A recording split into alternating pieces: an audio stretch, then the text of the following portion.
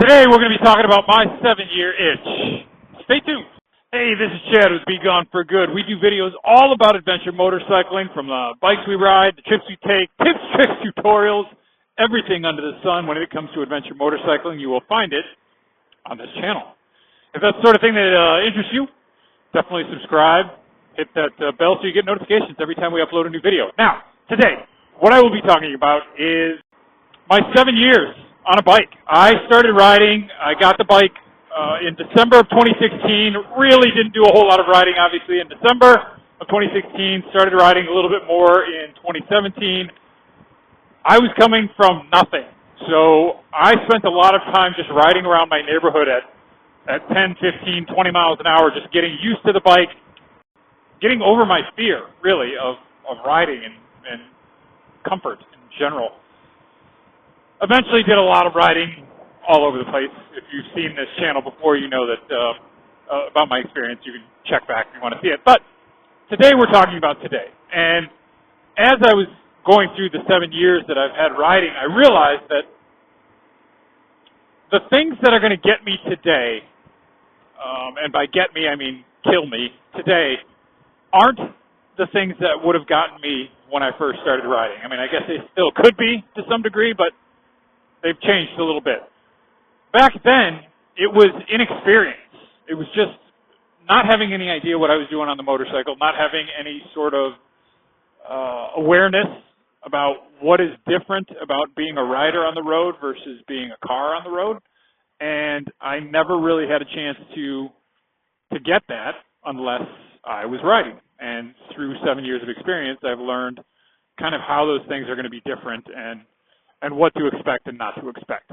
So the inexperience is not the thing that's going to get me now, or it's not as likely, I guess. What's going to get me now is this. It's complacency. It's hubris. It's thinking that I've got it all figured out. It's not recognizing that there are still plenty of things that I don't know, plenty of things that I still do wrong, plenty of things that I could practice and be a lot better at. That's what's going to get me today.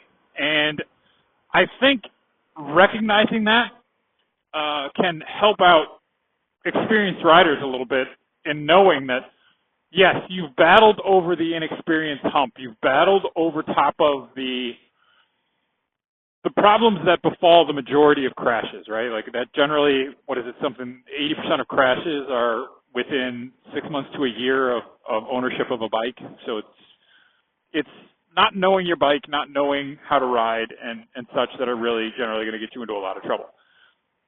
I've gone past that time, but I still need to pay attention to what I'm doing. I still need to be a very active rider and not take anything for granted while you're out here, especially because you're in such a dynamic environment with so many other people that aren't paying attention. The one thing that I've experienced multiple times is people that are paying attention to their phones or their radios or their kids or their food and not to the little tiny biker that happens to be right next to them or turning in front of them or whatever. That is a situation that no level of experience can ever fully account for. Sooner or later, you have to always be aware of these folks or they are going to get you. So I think that's one of the things that I find really good to keep top of mind, is that no matter how much experience I may have out here, everyone around me is still out to get me. And I think that's an important thing to remember. So as much as I do recognize that I am too big for my britches at this point, that I think too highly of my skills, I can talk those down as much as possible and try to get back to that initial rider that knew or was smart enough instinctually to be a little bit scared of this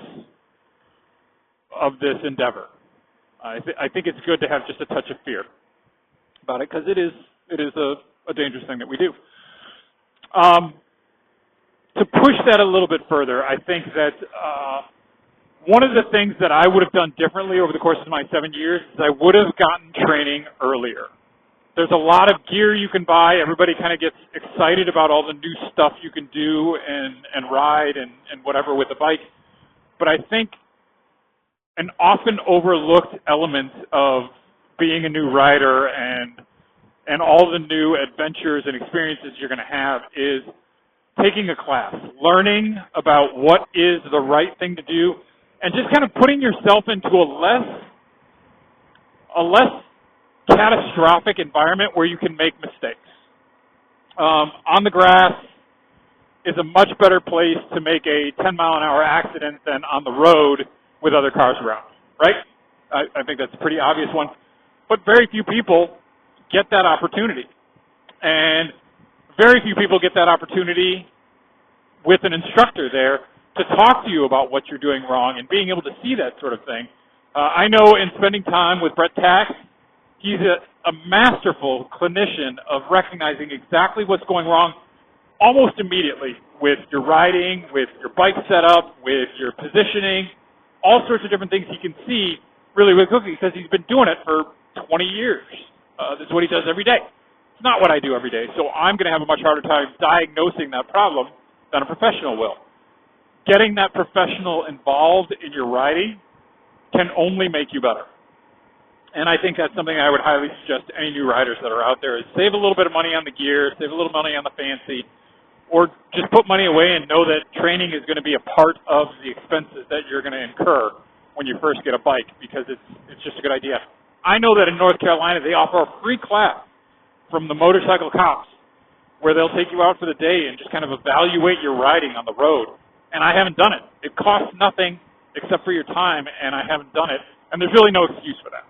That's the sort of thing that I would really push for new riders, hell, even experienced riders at this point, to get out there and have somebody else take a look at your riding, especially if you have dipped over into the complacency or hubris side of the game, which I'm guessing most of us slightly more experienced riders probably have to some degree or another, and let somebody else evaluate what you're doing or counter this notion that you've got it all figured out. I think that's a good buffer against this type of mentality that you could invite into your life. Other than that, I don't know that there's a whole lot I would change. The question I've asked myself also, or other people have asked me, is do you still love it? Have you gotten to the point where it's kind of like, oh, it's ho-hum, it's just ordinary? No, that's what seems crazy about it. I still adore this. I still will get on this bike for a 5-minute ride to the grocery store or to pick up food, or my commute to work takes less than 10 minutes. It takes me more time to get dressed and undressed going to and from work than it does for the actual commute, and I will still do it because I love it that much. So when you get that riding bug, I don't know that it ever goes away from you. I mean, I guess it does for the guys who slide across the pavement or catch the front side of a hood, but it has not grown less at all. The one thing that I wish I had more opportunity to do was practice. I've got a big family going now. I've got a lot of things going on, so I don't get the opportunity to get out and do my figure eights and tight turns and things like that the way that I wanted.